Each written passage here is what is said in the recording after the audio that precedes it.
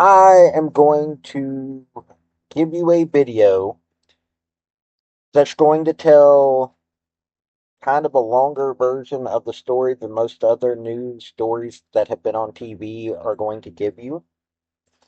This is a story of cops actually doing what they're trained to do, which is escalate situations to the point that people die. And don't tell me that this isn't how cops are trained. If they honestly were trained any differently, then there would have been paramedics on the scene immediately, and the paramedics would have taken charge of the situation, not cops wanting to harm someone. These cops wanted to arrest somebody, they wanted to harm somebody. That's how they're trained. I mean, if it wasn't that way, then how is it that they were able to do this and all these people that are supposed experts go, well, that's the right way to do it? Yes, that is the situation. And if you want to watch, okay, I don't have a Substack article for this. Down below, I have a police body cam footage video, and this thing is. Let me get back here. I think it's like 2 hours long. Seriously. It's like 2 hours long. So you can watch all of that. So if you like hearing news that doesn't make the mainstream media as often, this guy, I'm going to give you a little bit more insight into the background of this story when you get back here, but after watching this video. But if you like watching news that rarely makes the mainstream media but you should know about, hey, hit subscribe down below. I try to do news. Yes, I'm a conservative, folks, but guess what? You can't have small government if you've got police who act like this. So, let's get into the video. Howdy, y'all. This is Paul, the Redneck Thinker. What we have here is a channel to communicate. I want you folks to be thinking by the time you leave my videos. Why? Because I'm tired of people talking via what other people tell them to think. So, watch my video and enjoy the chance to think for yourself. The jury is now deliberating in the case of a former Clear Creek County deputy accused of shooting and killing Christian Glass almost 2 years ago. Thanks for joining us. It's 4 o'clock. I'm Tom Green. And I'm Kim Christensen. The prosecution and defense made closing arguments in a Georgetown courtroom this morning in the second-degree murder trial of Andrew Bune. 9 News reporter Steve Steger was among the first reporters to actually bring us that body camera video of that shooting. And he has covered this case since the beginning. He was in the courtroom, and he's joining us right now. Steve? Kim, the jury here got this case right around lunchtime, and they've been deliberating ever since then. There is no denying that body camera video, the video evidence, is the key piece of evidence in this case. And this morning, both the prosecutors and Bune's attorneys painted different pictures of what was actually going on in that video. Christian, stop reaching for stuff, dude. Christian Glass was upfront about the rock hunting knives he had in his SUV on a June night in 2022 when he called 911 after he got his car stuck. He told a dispatcher he'd throw them out the window when Clear Creek County Deputy Andrew Bune arrived. He told him the same. Mr. Bune was the one that said, no. No, do not throw them out. Do not touch them. Do not reach for them. I want you out of the vehicle now. In court Wednesday morning, DA Heidi McCollum told the story of a deputy laser focused on getting Christian Glass out of his car when he had no legal reason to do so. She said Bune acted unreasonably when he eventually broke Christian's window, shot him with beanbag rounds, then tased him, which very quickly led to deadly force. They were concerned that he might get out of the car and use the knife. But they wanted him out of the car. How could Christian win that night? Maybe the better question is, how could Christian live that night? Bune's attorney, Carrie Slinkard, gave the jury a portrait of a different Christian Glass. Christian Glass presented a threat. He had a deadly weapon in his hand. She argued Glass was threatening another officer on the scene with a knife, justifying the shooting. And she said Bune had justification to break in because Christian wasn't following a lawful order to step out of the car, and that Bune suspected he may have been driving under the influence. The bottom line is law enforcement officers are paid to fight crime. They are paid to prevent crime from happening. They are paid to apprehend people who have committed crimes. Period. Two different stories. Nobody wanted Christian to die that night. Action was taken in response to behaviors that put another man's life in danger. Now in the hands of a jury. I want you to listen to what Deputy Collins on the hood of the car says after he's shot.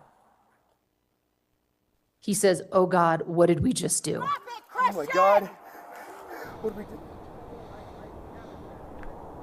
Now, the jury of 10 women and 2 men will continue to deliberate until there is a unanimous verdict in this case. Obviously, there's no timeline for how long that might take. They could find Buen guilty of a lesser crime than second-degree murder, either manslaughter or criminally negligent homicide. It's up to their deliberations. We will continue to follow their deliberations throughout the course of the next few days here. Unclear what they're doing right now and if even what their schedule is right now. But for now, we're live in Georgetown. Steve Stager, 9 News. Well, we certainly have gotten to know Christian's parents through this. They've been a big part of this story ever since he was shot. I imagine they've been in court throughout the trial? They were in court. They were in court throughout the trial. They were there this morning. They listened to the prosecution's closing argument. They did walk out of the courtroom for the defense's closing argument, came back in for the rebuttal witnesses, and then eyewitness Sally Glass move out of that courtroom as quickly as possible. She spent much of this entire case with her hand in her head in her hands, just kind of in distress, listening to some of this testimony. She, again, has never watched the body camera video in this case. She doesn't know what it looks like. She doesn't want to see it, but she knows enough from her attorneys who've told her what happened and knows enough from the testimony she's heard so far. They are in town waiting for a verdict, just like we are. Yeah, they really have. They've always kept Christian's name out there front and center, no matter what, throughout this whole process. All right, well, we'll wait and see what the jury says. As you said, many angles to consider. They've been listening to all this testimony for weeks. Thank you, Steve. Okay. I don't know if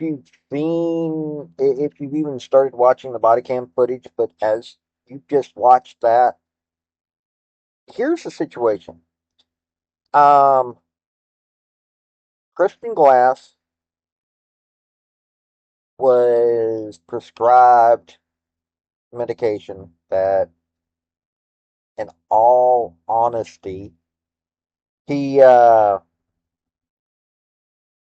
I don't agree that anybody should be prescribed. It's amphetamines. It's anti-ADHD medication or some crap like that. It's ADHD medication. It's amphetamines. You can't tell me that that's any good. This guy's having a psychotic break. He had smoked a little bit of marijuana. Okay. Unless something was mixed with the marijuana, that doesn't mean anything. And he was a .010. In other words, he had some alcohol, but at no point was he drunk. The 911 call. Glass called 911 at approximately 11:20 p.m., June 10th, 2022. In his nearly 25-minute call with the 911 operator, Glass said that my vehicle got stuck in a really bad way. I need immediate assistance, please, adding that I will not be fine on my own. He told her that the vehicle was stuck in a trap, that he was coming off of a depression, and he was worried about skinwalkers. So in other words, you send armed, dangerous individuals who are trained that you should harm people who are having a mental health episode into a situation. Okay, he had 2 knives, a hammer, and a rubber mallet. That was his dangerous weapons. People go, well, knives are dangerous. The dude literally was an amateur geologist. As somebody who has dealt with people like that, I have found out that if they start going, I'm going, hey, you're going to ruin your tools. Seriously. I know somebody that used tools for wood carving or whatever, and they were looking at somebody as a threat that I knew wasn't a threat. And the first thing that I said to them, to get them back in their mindset of, hey, let's not ruin something that I use on a daily basis. I got them thinking, hey, look, this is your work tools. This is somebody that, I don't know, this person isn't dangerous, but do you really want to ruin your work tools? I'm not the brightest bulb in the pack, but even I can figure that crap out. That's the problem. That's why I have a problem with police. Because police escalate situations, especially with somebody who's having a mental fallout. If somebody's having a mental issue, do not send the police, because this is what happens. I'm just going to end this. This is what happens, though. And don't forget, I've got the body cam footage thing down below. It's over 2 hours long. This guy's having a mental breakdown. He's thinking skinwalkers are trapping him. Yeah, this is a bad situation. This has been Paul, the Redneck Thinker. Y'all have a good day now. Bye. Folks, I just want to say thank you for listening. I want to thank you for taking your time. I want to hear what your comments are about what you think on this topic, because your comments are what's important, not necessarily mine. I don't care if you're Republican, I don't care if you're conservative, I don't care if you're liberal, I don't care if you're Democrat.